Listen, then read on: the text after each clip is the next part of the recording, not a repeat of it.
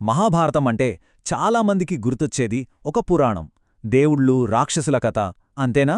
కాని అస్సలుగాదు. అది మన ఆధునిక జీవితానికి ఒక బ్లూ ప్రింట్ లాంటిది. అవును, మన లైఫ్లోని ప్రతి టర్నింగ్లో మనకు దారి చూపగల ఒక టైమ్లెస్ గైడ్. సరే, ఈరోజు ఈ పురాతన జ్ఞానాన్ని మన లైఫ్కి ఎలా అప్లై చేసుకోవాలో చూద్దాం.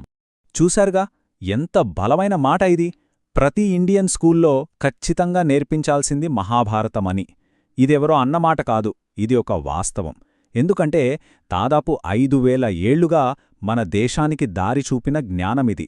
మరి ఇంత గొప్ప జ్ఞానానికి మనం ఈరోజు ఎందుకు దూరమవుతున్నాం? అసలు ఈ జ్ఞానం ఈరోజు మనకు ఎలా ఉపయోగపడుతుంది?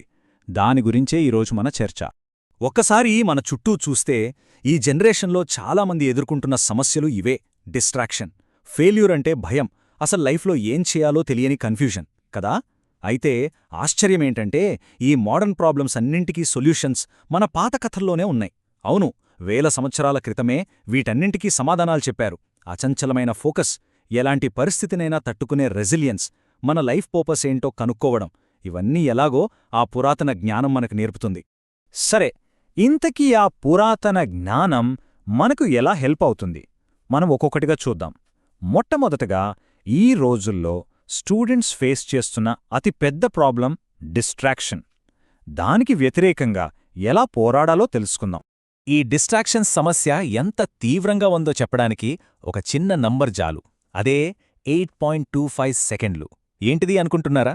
ఇదే మన యావరేజ్ అటెన్షన్ స్పాన్. అంటే మనం ఒక విషయం మీద ఫోకస్ పెట్టగలిగే టైం. షాకింగ్గా ఉంది కదూ? ఇంకా షాకింగ్ విషయమేంటో తెలుసా? మన అటెన్షన్ స్పాన్ 8.25 సెకండ్స్ అయితే ఒక గోల్డ్ ఫిష్ అటెన్షన్ స్పాన్ అక్షరాల 10 సెకండ్లు. అవును, మీరు విన్నది నిజమే. మనం ఒక గోల్డ్ ఫిష్ కన్నా తక్కువ ఫోకస్డ్గా ఉన్నామంటే నమ్మగలమా? ఈ రీల్స్, నోటిఫికేషన్స్ మన బ్రెయిన్ని ఎంతగా డ్యామేజ్ చేశాయో అర్థం చేసుకోవడానికి ఇంతకన్నా పెద్ద ఉదాహరణ అవసరం లేదు. అయితే కంగారు పడాల్సిన పనిలేదు. దీనికి సొల్యూషన్ కూడా మన మహాభారతంలోనే ఉంది. మీ అందరికీ ద్రోణాచార్యుడి కథ తెలిసే ఉంటుంది. ఆయన తన శిష్యులకు ఒక టెస్ట్ పెట్టారు. చెట్టు మీద ఉన్న పక్షి కన్నుని కొట్టమని. అందర్నీ అడిగారు, మీకేం కనిపిస్తోందని? ఒకరికి చెట్టు, ఇంకొకరికి ఆకులు, మరొకరికి పక్షి, ఇలా ఒక్కొక్కరికి ఒక్కొక్కటి కనిపించింది. కాని అర్జునుని అడిగినప్పుడు ఆయనేం చెప్పాడో తెలుసుగా? నాకు కేవలం ఆ పక్షి కన్ను మాత్రమే కనిపిస్తోంది గురుదేవా అనన్నాడు. అది అసలైన ఫోకస్ అంటే. సో అర్జునుడి కథ నుండి మనం నేర్చుకోవాల్సిన ఆ ఒక్క పదం లక్ష్యం. ఇక్కడ లక్ష్యం అంటే ఎగ్జామ్ పాస్ అవ్వడం లాంటి చిన్న చిన్న టార్గెట్స్ కాదు. ఇది ఒక ఇంటర్నల్ గోల్. మనం చేసే ప్రతి పనికి ఒక మీనింగ్ ఇచ్చే డ్రైవింగ్ ఫోర్స్. మన లోపల అంత స్ట్రాంగ్ పర్పస్ ఉన్నప్పుడు బయట ఎన్ని డిస్ట్రాక్షన్స్ ఉన్నా అవేవి మనల్ని కదిలించలేవు. అచ్చం లక్ష్య సినిమాలో హీరోలాగన్నమాట. ఒక పర్పస్ లేని వ్యక్తి ఒక లక్ష్యం దొరికాక ఎలా మారిపోయాడో చూశాం గదా. ఒక సాధారణ వ్యక్తిని అసాధారణంగా మార్చేది అదే. సరే, ఫోకస్ ఎలా సాధించాలో తెలిసిందే. కాని ఫోకస్ పెట్టి పని చేసినా ఇంకో పెద్ద భూతం మనల్ని వెంటాడుతుంది. అదే ఫెయిల్యూర్ భయం. ఎగ్జామ్స్ అయినా, రిలేషన్షిప్స్ అయినా, జాబ్ అయినా ఈ భయం మనల్ని ముందుకు వెళ్ళనివ్వదు. మరి భయాన్ని మన సక్సెస్కి ఫ్యూయల్గా ఎలా మార్చుకోవాలి? దాని గురించే ఇప్పుడు చూద్దాం. ఈ ఫెయిల్యూర్ భయాన్ని జయించాలంటే మనం కర్ణుడి జీవితం గురించి తెలుసుకోవాలి. ఆయన లైఫ్ మొత్తం రిజెక్షన్లతోనే నిండిపోయింది. సూతపుత్రుడవని గురు ద్రోణుడు విద్య నేర్పలేదు. బ్రాహ్మణుడివి కాదని తెలిసి పరశురాముడు శపించాడు. చివరికి కన్న తల్లే పుట్టగానే వదిలేసింది. ఆలోచించండి, ఇన్ని అవమానాలు, ఇన్ని తిరస్కరణలు అయినా సరే ఆయన కుంగిపోలేదు. అర్జునుడికి దీటుగా నిలబడగలిగే యోధుడిగా ఎదిగాడు.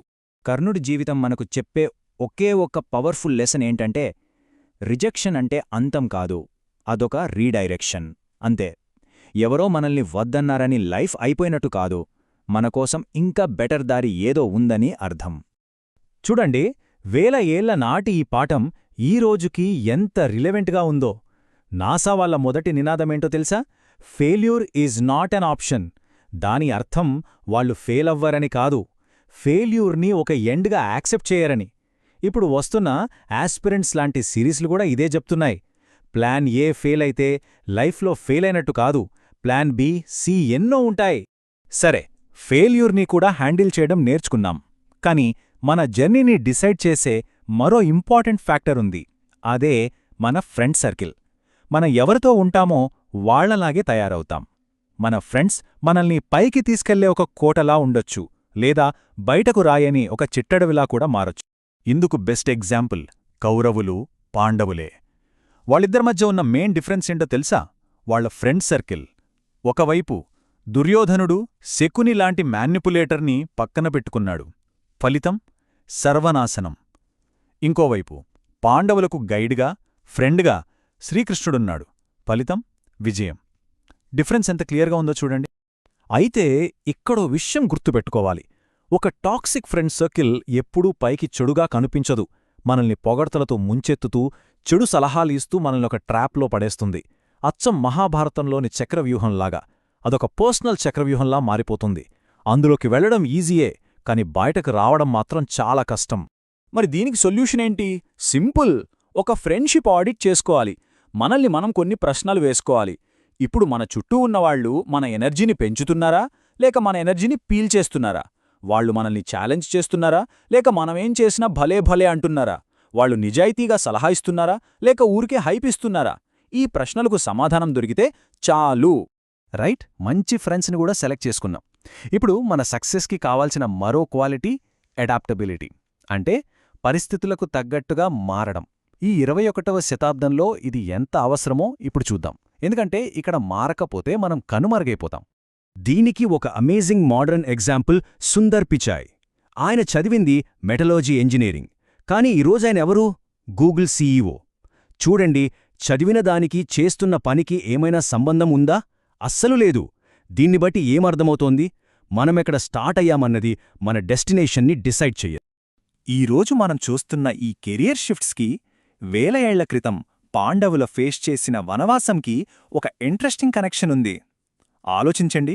వాళ్లు రాజభోగాల్లో పెరిగినవాళ్లు. అలాంటి వాళ్లు ఒక్కసారిగా అడవుల్లోకే వెళ్ళిపోవాల్సొచ్చింది.